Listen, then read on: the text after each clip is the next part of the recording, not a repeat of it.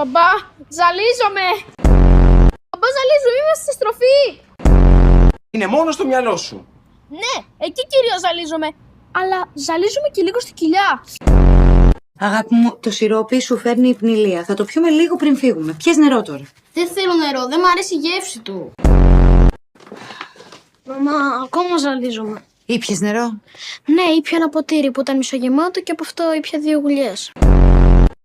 Βρε τα σούλη μου, αφού σου είπα, αγάπη μου, πρέπει να πιεις νερό. Μα είναι αηδία. Πιες το σαν φάρμακο. Τα φάρμακα έχουν ωραία γεύση. Μπορώ να πιω το φάρμακό μου. Εντάξει, πάμε, αλλά θα σου βάλω μια κουταλιά. 7, Μία. 12. Παπά, κάνω έτσι και ζαλίζομαι. Τότε μην κάνεις έτσι, Τάσο. Και τότε πώς θα καταλάβω άμα ζαλίζομαι. Παπά, ζαλίζομαι.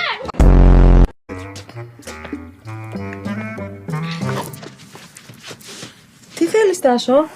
Δεν ζαλίζομαι πια. Μπράβο. Εμένα γιατί με ζαλίζεις? Νιστάζω. Έχει ξεκινήσει το ταξίδι. Εγώ θα διαλέξω μουσική. Όχι εγώ. Κατουργέλε! Πεινάω. Άμα να χτυπάει ο ήλιος! Είχαμε φιάλτη. Μαζί τον είχατε?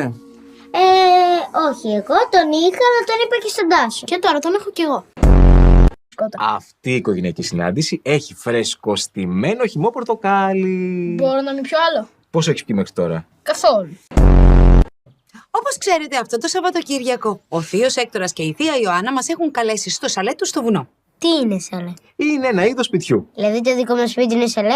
Όχι, το δικό μας είναι τρόλι. Ποιος σου το είπε αυτό? Η γιαγιά. Οι θείοι σας δεν θα μας βάλουν στο σπίτι τους άμα είμαστε άρρωστοι. Γιατί όπως ξέρετε πολύ καλά, οι θείοι σας το μοναδικό πράγμα που δεν βάζουν στο σπίτι τους είναι. Η κακή ενέργεια. Δεν ξέρω.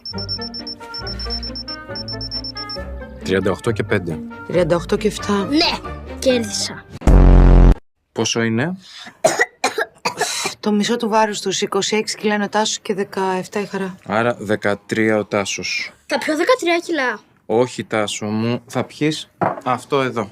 Τι, μόνο θέλω κι άλλο. Όχι, Τάσο! Λίγο. Καθόλου. Έλα.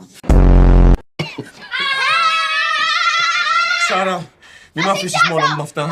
Αγάπη μου, ηρεμία. Παιδιά, stop! Α, γιατί? Ακούστε μου. Θέλω σήμερα να κάτσετε και να ξεκουραστείτε. Ήσασταν άρρωστα, ναι. Γεια σας. Σας αγαπώ. Θα τα πούμε, ναι. Σάρα, μη φύγει.